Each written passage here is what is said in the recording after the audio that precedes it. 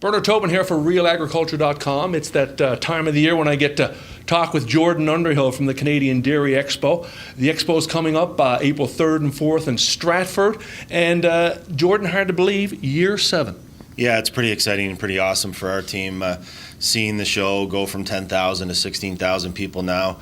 And year 7, yeah, it's coming up real quick here. And just really excited that the show has been working for producers, industry, and the community. Yeah, growth continues, and you're seeing more and more exhibitors. More than 350 this year from 40 countries. Yeah, the international innovation ramp up has really happened. It's interesting, their appetite and interest in the Canadian market. They see Canadian producers as early adopters of innovation. And so they're coming out and showing their latest in technology, and we really pride ourselves on the fact that the Dairy Expo shows innovation that you can't see anywhere else in Canada. Lots of special events going on over 2 days. Want to talk about some of those. Cheese Fest has become a staple, a big draw for the Expo. This year, a special Cheese Fest. You're going to celebrate the Sherman family and the commitment they've made to the industry and the Canadian Milk Tour. Yeah, for sure. We're designating them as the Canadian Dairy Marketers of the Year. It's our own category, but I don't think anybody's going to argue that. They made the ultimate sacrifice and have just been flagships in terms of the Canadian dairy industry, so we want to recognize them. And we also want to recognize our founding partners that have been with the show since day one, that are now re-signing and recommitting to another 4 years of the Dairy Expo.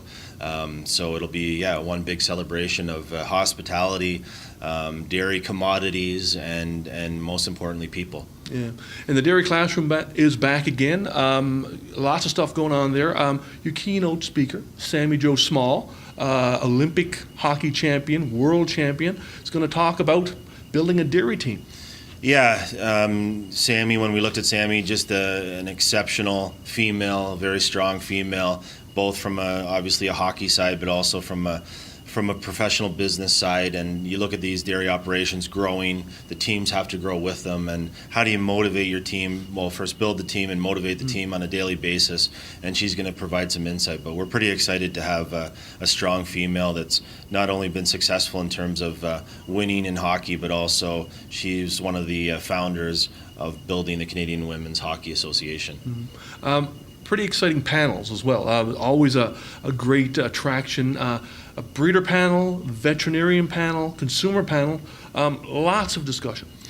Yeah, we find that producers coming to the classroom like to see that interactive discussion. So we have a vet panel with vets coming from Manitoba, Quebec, Ontario, talking about success stories. There's a beef on dairy panel, which is really ramping up in the industry these days with sex semen being so heavily used. Business diversification, so dairymen that have diversified both within agriculture and also without, and some of those successes. And then, for the first time, a consumer panel. So we can listen as agriculture and hear what's important to them in terms of how their food is produced and what they're looking for as a consumer in terms of purchasing. So we think a really valuable discussion from all the panels.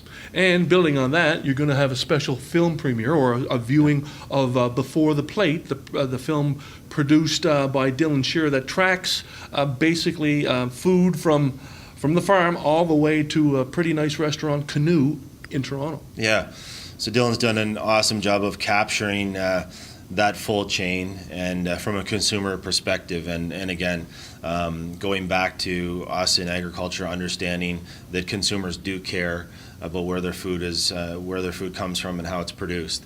And so he's done a nice job of capturing his journey in terms of that discovery, and I think it's similar to a lot of consumers, so I think we can all learn from it. Yeah, pretty great film. I was at the premiere. I encourage everybody to go see it. Final thing, the Resume Blitz is back. An opportunity for people to come in and meet with companies, share their skills, look for opportunities, and it's a great opportunity for companies as well. Yeah, we've seen that program really expand from last year.